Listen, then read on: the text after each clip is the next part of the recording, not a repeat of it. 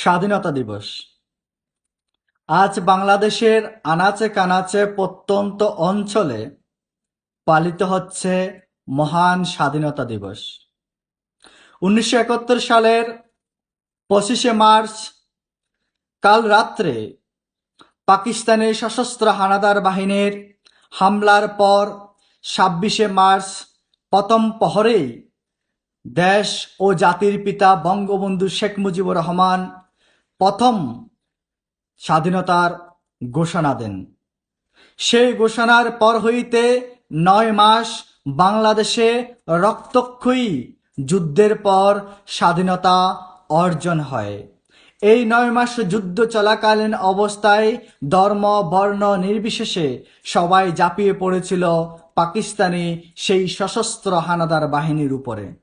তখন কিন্তু ধর্ম বর্ণ নির্বিশেষে কেউ কোনো ধরনের চিন্তা করেনি ও অমুক জাতি ও অমুক ধর্মের ও এমন ও তেমন। সবার উদ্দেশ্য একটাই ছিল, বাংলাদেশ স্বাধীন হোক, একটি স্বাধীন বাংলাদেশ চাই আমরা সবাই। আজকের এই দিনে বাংলাদেশের রাজধানীর ঢাকা সাভারে সবাই সেই অগণিত বীর মুক্তিযোদ্ধাদের স্মরণে পুষ্পস্তবক বিতরণ এবং তার মাধ্যমে শ্রদ্ধা জ্ঞাপন করছেন। কিন্তু এখনো পর্যন্ত বাংলাদেশের প্রত্যন্ত অঞ্চলে শহরের সমস্ত জায়গায় অনেকটি ক্ষেত্রে বাংলাদেশের হিন্দুরা স্বাধীনতাহীনতায় ভুগছে। তারা মুখে কথা বলতে পারে না, তারা তাদের অধিকার থেকে বঞ্চিত, তারা প্রতিনিয়ত হেনস্থ হচ্ছে, নির্যাতিত হচ্ছে, নিপীড়িত হচ্ছে।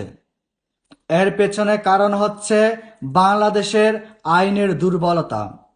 তাই আজকের এই স্বাধীন দিবসের এই দিনে আমি বাংলাদেশের আইনের কাছে বিনীত প্রার্থনা করব যে বাংলাদেশের আইন যেন সবার জন্য সমদর্শী হয়। বাংলাদেশের আইন তাদেরকে পয়সা টাকা ঘোষের বিনিময়ে পালিত করছে বিধায় আজকে তারা স্বাধীনতা থেকে বঞ্চিত রেখেছে। যদিও তারা স্বাধীন, কিন্তু অনেক ক্ষেত্রে অনেক ব্যক্তিবর্গ স্বাধীনতাহীনতায় ভুগছে। তাই তাদেরকে স্বাধীনতা এনে দেওয়ার জন্য বিনীত অনুরোধ জ্ঞাপন করছি।